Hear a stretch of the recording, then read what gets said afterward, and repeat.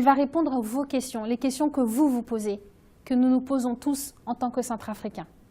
Pour la réconciliation, nous avons estimé que nous ne pouvons pas attendre de sécuriser le pays pour commencer la réconciliation. La ministre de la Réconciliation que j'ai débauchée de la diaspora est là. Elle fait beaucoup de choses pour la réconciliation. Elle est sur le terrain, avec les chefs des quartiers, avec les femmes, avec les jeunes, avec les religieux. Elle essaie de les rencontrer, de leur expliquer, d'apaiser les esprits. Elle n'arrête pas. Là aussi, le travail de réconciliation est un travail, est un processus.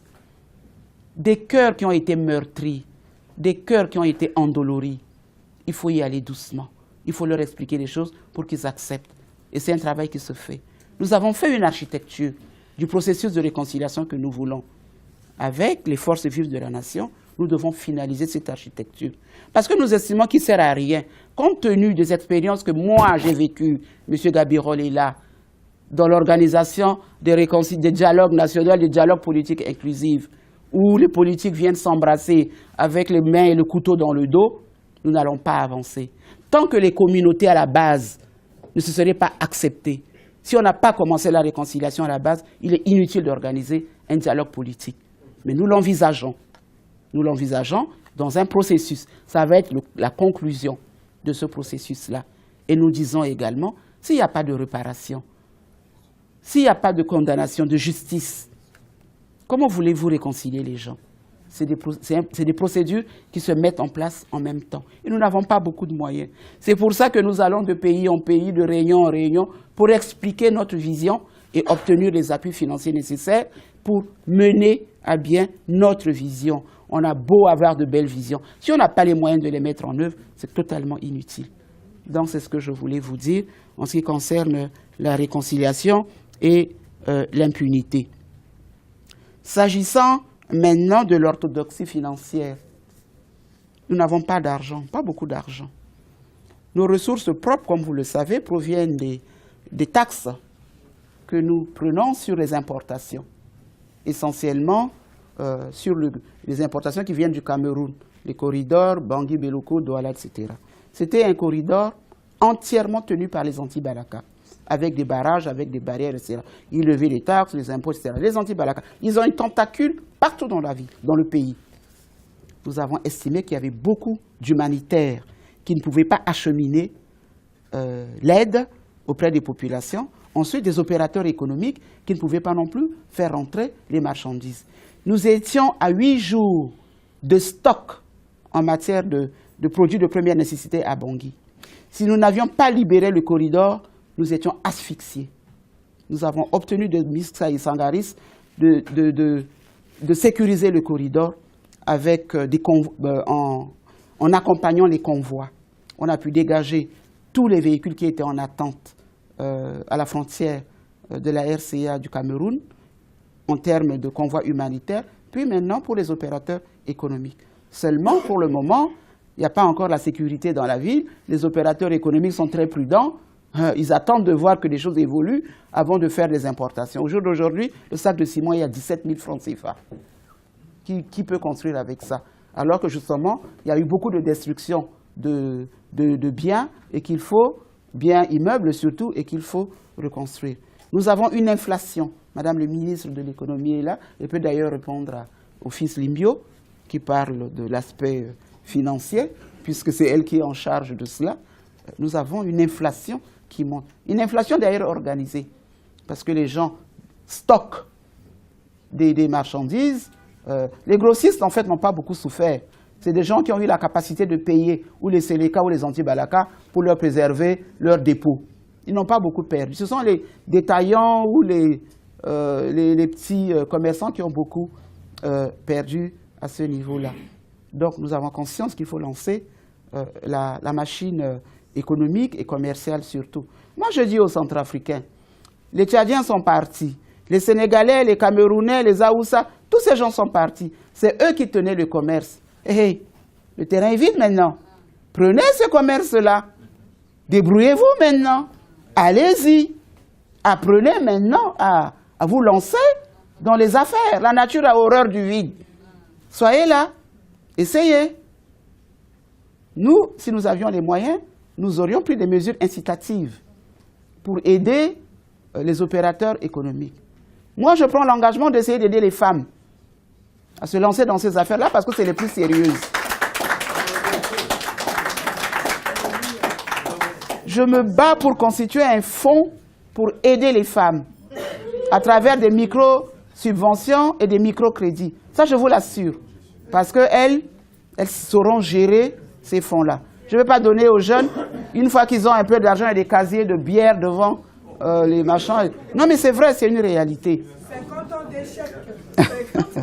Donc, mais maintenant, le peu d'argent que nous avons, même si le taux de réalisation n'est pas ce que nous escomptons en termes de ressources, puisque sur le côté minier, nous avons Kimberley qui nous bloque, sur le côté eau et forêt, etc. et tout, les gens ont perdu leurs outils de travail, il y a l'insécurité à l'intérieur, les gens n'osent pas aller au travail parce que c'est des ressources importantes que nous attendons également du côté forestier. Il faut relancer ce secteur-là. Les opérateurs ont beaucoup souffert de ces crises-là et ils ne sont pas partis, ils sont restés.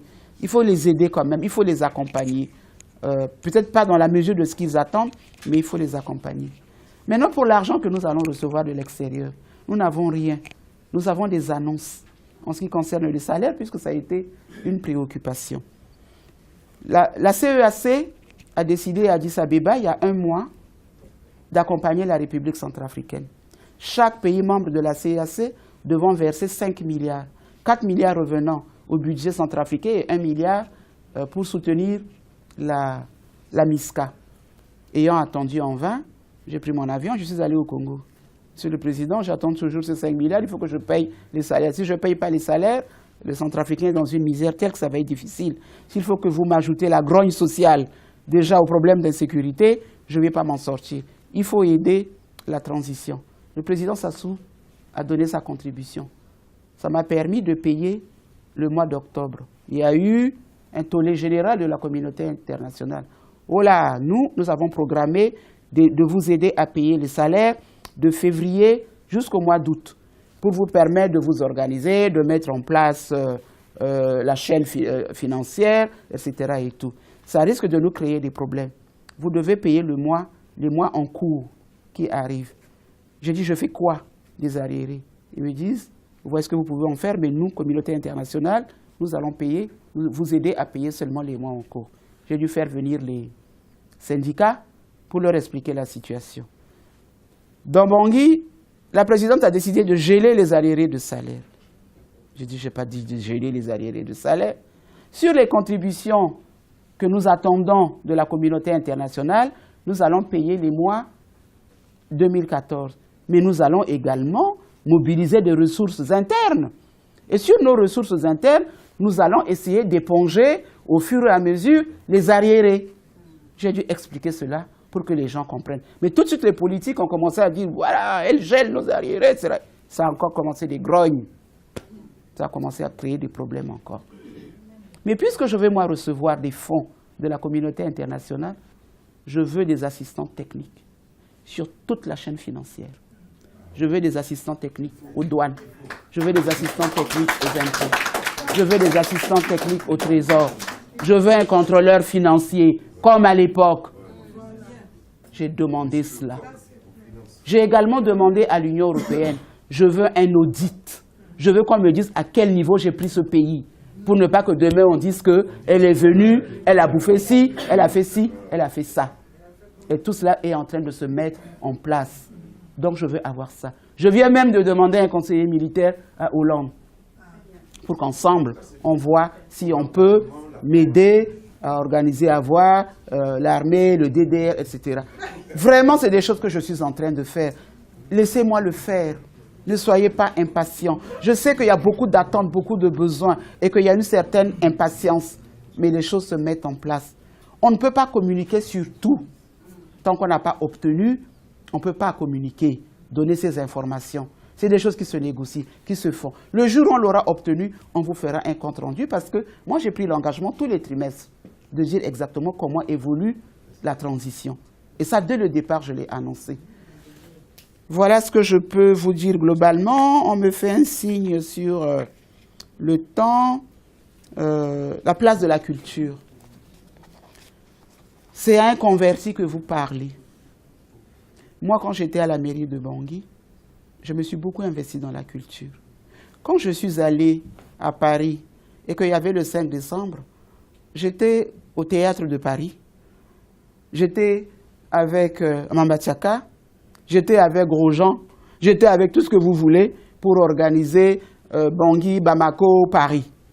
Parce que j'estimais qu'à travers la culture, il y avait des messages qui pouvaient être transmis.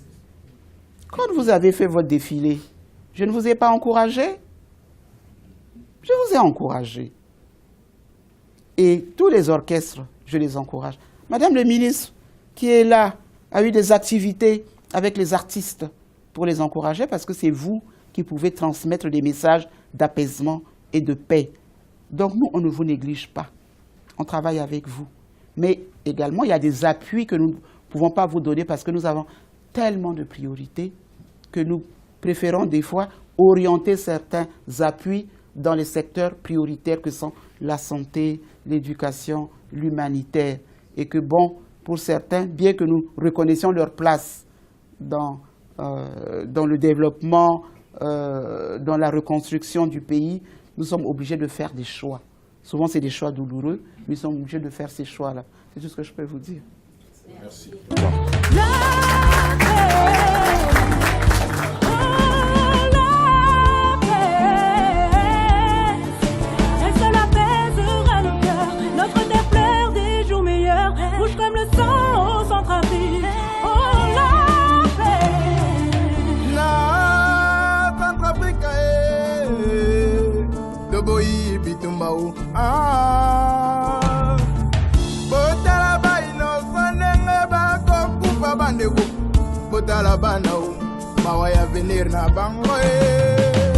Résultat, la solitude, c'est une habitude. Des cœurs rudes, assoiffés du pouvoir, pour boire. Cessez le feu, jetez les armes.